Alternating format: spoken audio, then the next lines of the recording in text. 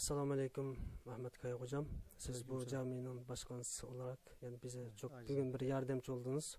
Bize şerait verdiniz.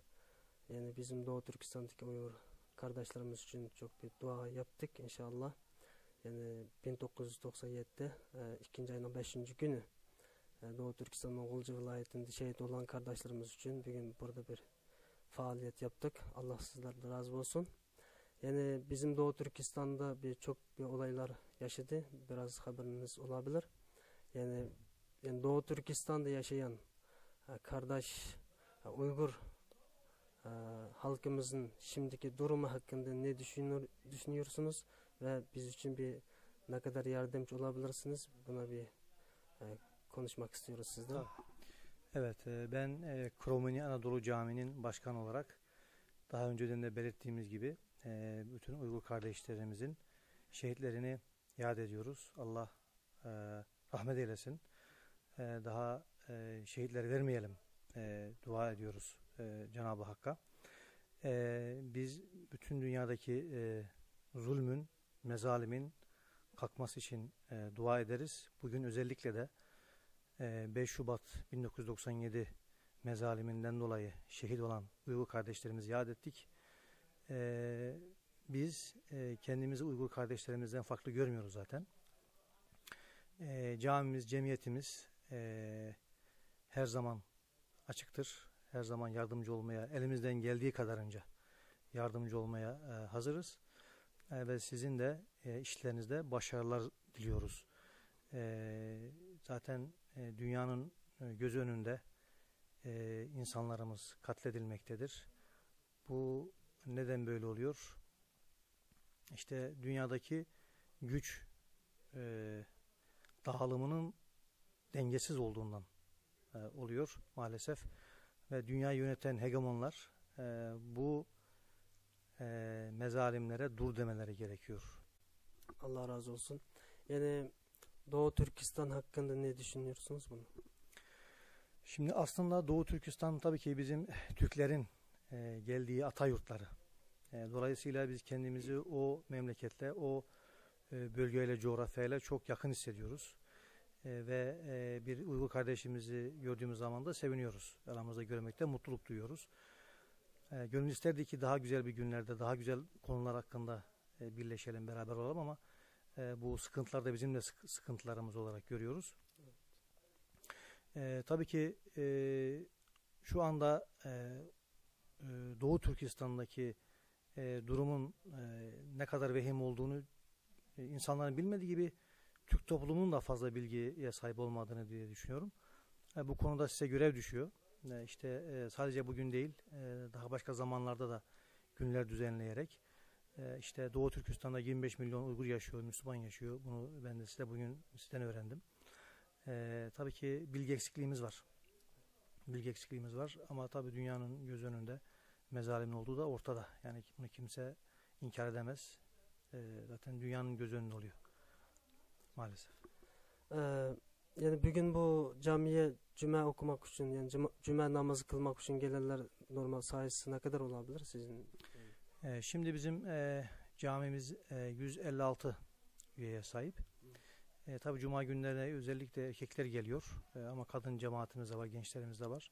Bugün cuma günü çoğu insanlarımızın çalıştığından dolayı fazla da insan bulunamıyor ama 80 ila 100 kişi rahatlıkla alabiliyor camimiz. Allah sizden razı olsun. Cami dünyadaki en güzel yer camidir. İnsanların en güzeli camiye gelen insanlardır. Cami cennete en yakın yerdir.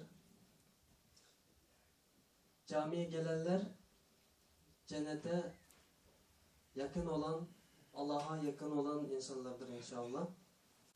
Çünkü cami dünyanın en güzel bahçesi cami. Cennetin kapısı cami. Çünkü camide en güzel şeyler konuşuluyor. Ümmetin en güzel şeyler konuşuluyor. Ümmet için hizmet yapılıyor. Şunun için bugün ümmetin bir parçası olan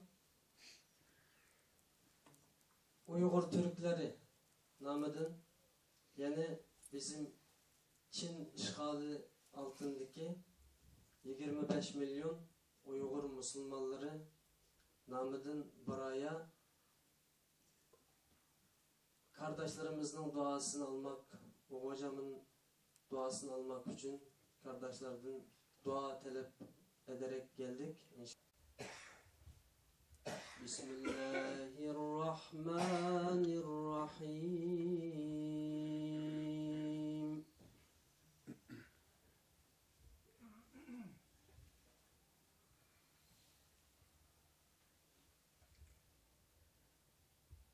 سنة من قد أرسلنا قبلك من رسلنا ولا تجد لسنتنا تحويلا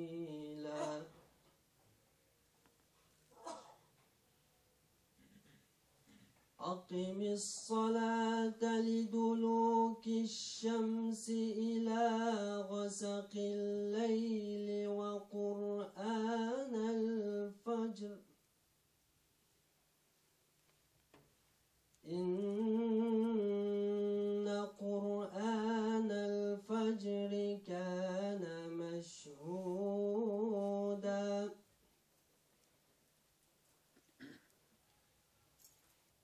ومن الليل فتهجد به نافلة لك عسى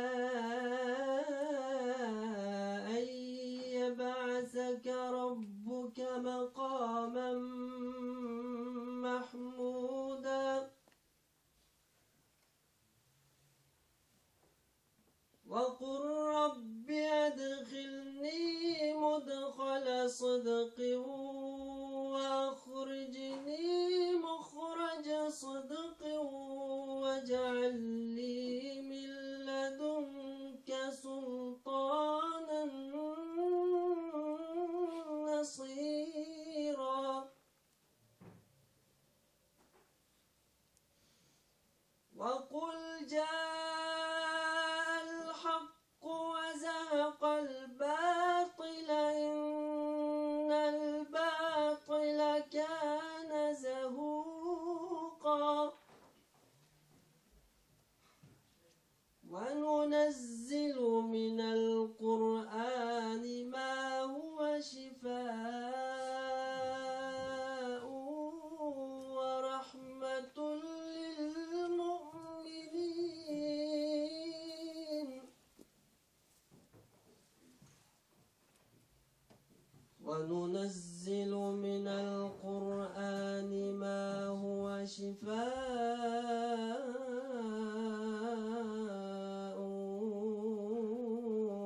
ورحمة للمؤمنين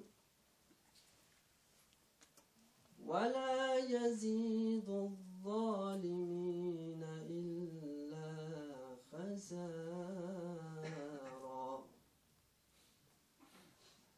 سبحان ربك رب العزة عما يصفون